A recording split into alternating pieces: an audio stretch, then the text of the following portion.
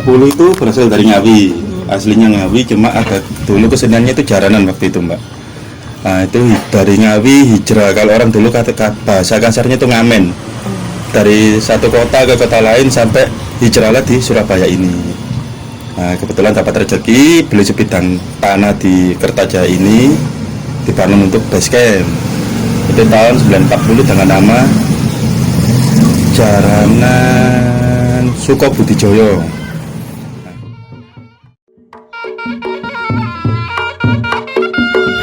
Di tengah hiruk-pikuk kehidupan urban di Surabaya yang lekat dengan industri, perkantoran, dan modernisasi pada umumnya, ada komunitas yang terus melestarikan kebudayaan lokal dan mereka mampu hidup dari situ.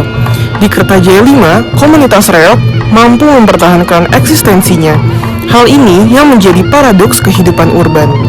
Bagaimana mereka mampu menjawab tantangan ini dan bahkan mampu hidup dari kesenian ini?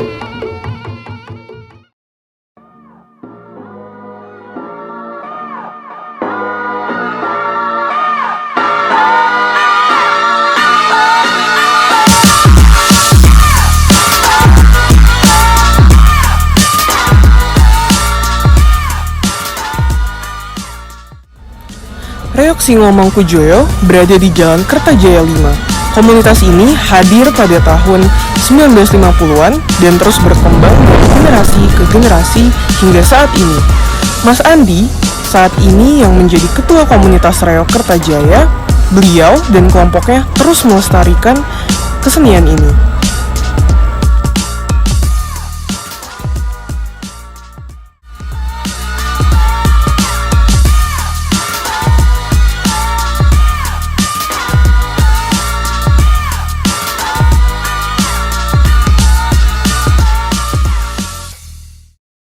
Kalau boleh bisa diceritain nih Pak, dari awal mulanya reok di Jalan Gubeng ini itu asal mulanya dari tahun berapa dan bagaimana sih kok bisa membawa budaya reok ke sini? Tahun 1940 itu berasal dari Ngawi. Aslinya Ngawi, cuma ada dulu keseniannya itu jaranan waktu itu, Mbak. Nah, itu dari Ngawi hijrah. Kalau orang dulu kata bahasa kasarnya itu ngamen. Dari satu kota ke kota lain sampai hijrahlah di Surabaya ini.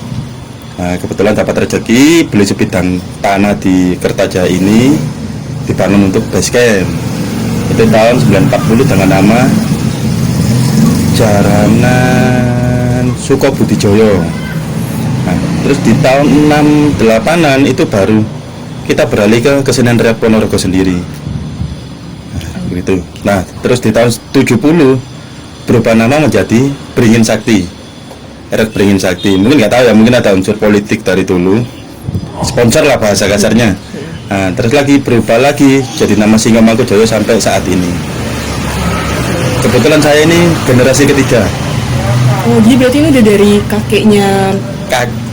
Kalau kakek sih nggak dihitung sih.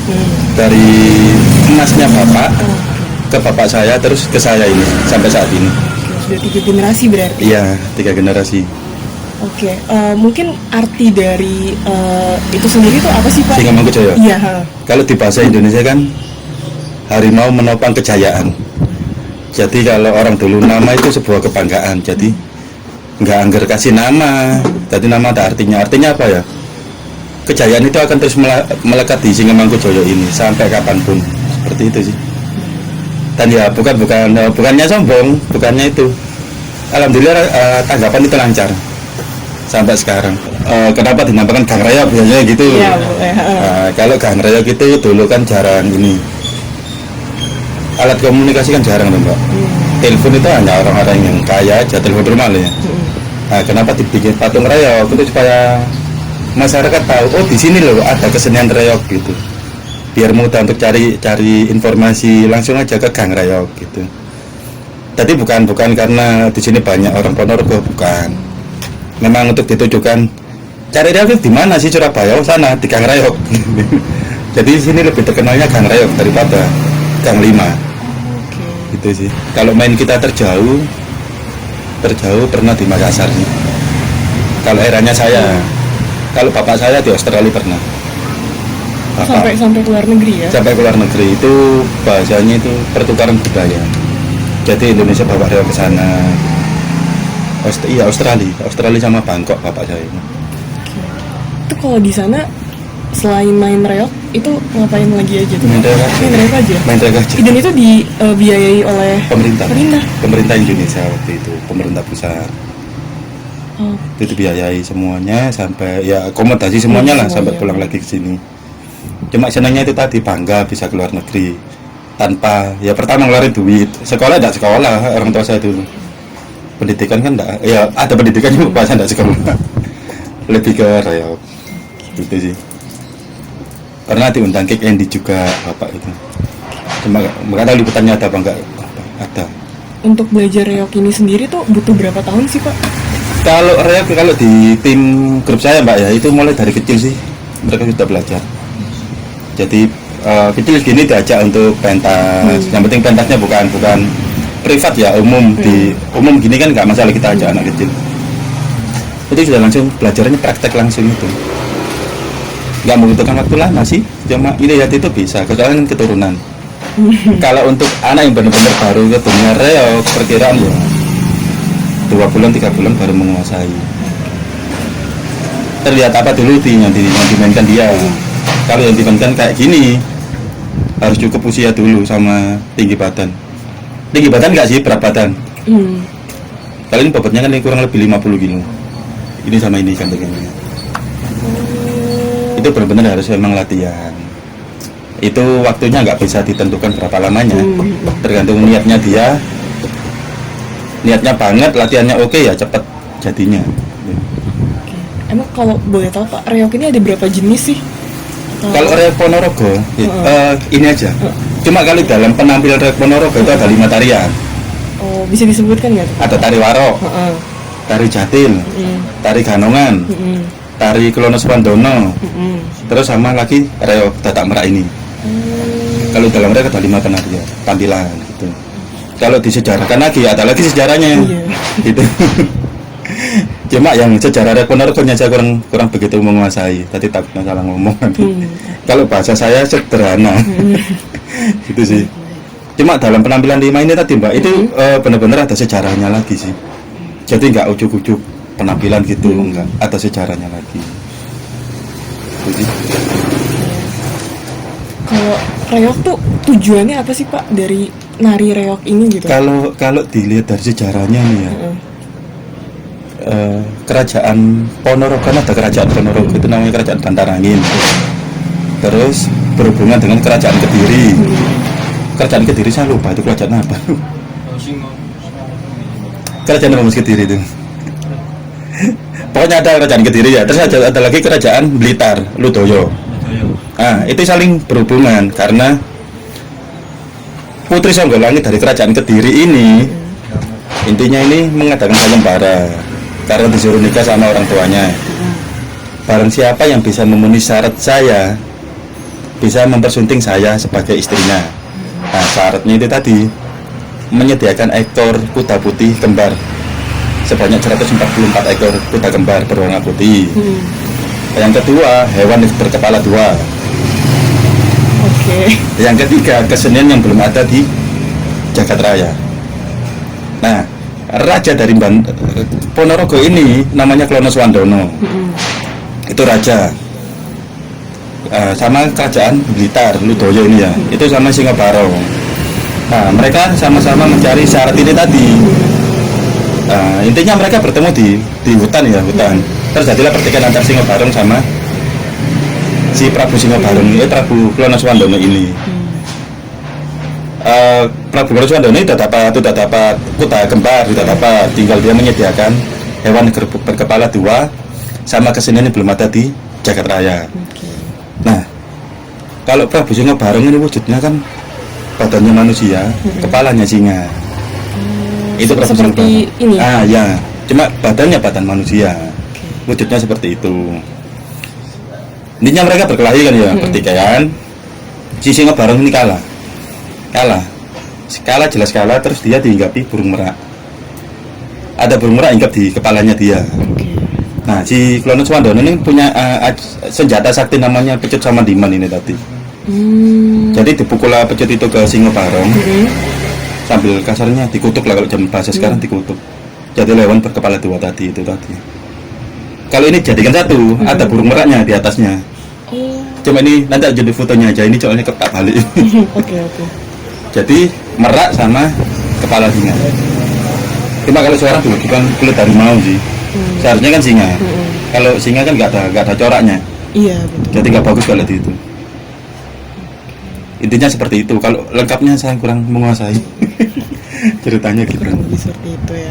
Mau nyoba dipegang gini? Boleh. Nggak apa-apa.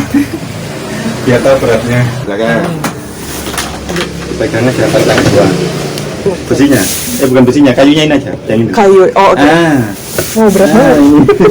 Ini berat lagi sama ini. Berat banget tuh. Belum lagi dinaikin sama orang atasnya. Tapi ini beneran bisa gitu ya, Pak? Bisa gimana? Maksudnya kayak ini kan sangat berat ya. Mungkin kalau secara rasional sepertinya Nggak bisa gitu kan? nggak bisa. Kita tadi Mbak, ada orang kalau bilang kan, pertama harus latihan. Tanpa latihan nggak mungkin. Latihan aja tanpa ilmu kanuragan juga nggak mungkin. Jadi saling melengkapi. Ini digigit loh. Bentar. Oke. Jadi makanya digigit.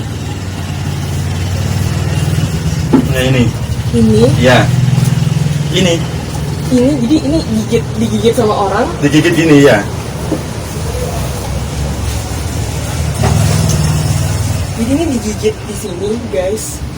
Dan diikat Terus dipakai tanpa tangan. Tanpa tangan. Iya. Oke.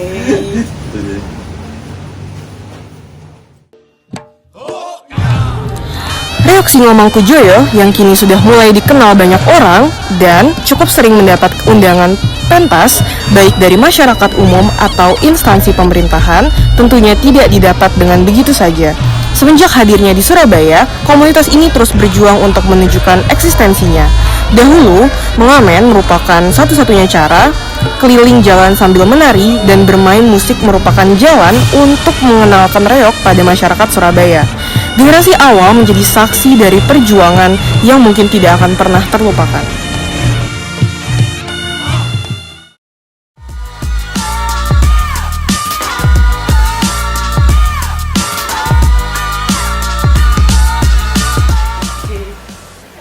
Pun rame tapi cuma bukan serame tak iki.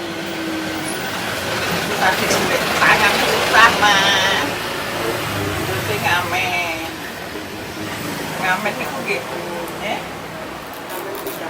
Ngamen jaranan ku gak lucu gitu, mending ngamen reok dereng nganu. Main jaranan, keliling cuma tembok, di utama dia. Perjanjian, tak dilem-temekan kan Jogja di dilem-temekan Ini ku apa alat-alat yang damel ku lumping ini ku damel sendiri ini. Nggih, nggih. Betul piyambak. Sekali perang. Awalnya kuda lumping rumiyin niku. Nggih, kuda lumping kali ponakan cilik-cilik niku. Kali almarhum bojone kula, anak kula tasik cilik Mas, dereng tinggal TK, tinggal dereng sekolah. Sama dibayar Ibu. Oke, Bapak. Pinten mawon. Serame. Tanggapan koyo iki ngono Ya. Ibu Partin itu generasi kedua gitu. Kedua pokoknya kedua. Tapi anake yogane Pak Joyo. Iki kan generasi kedua. Oh, generasi kedua.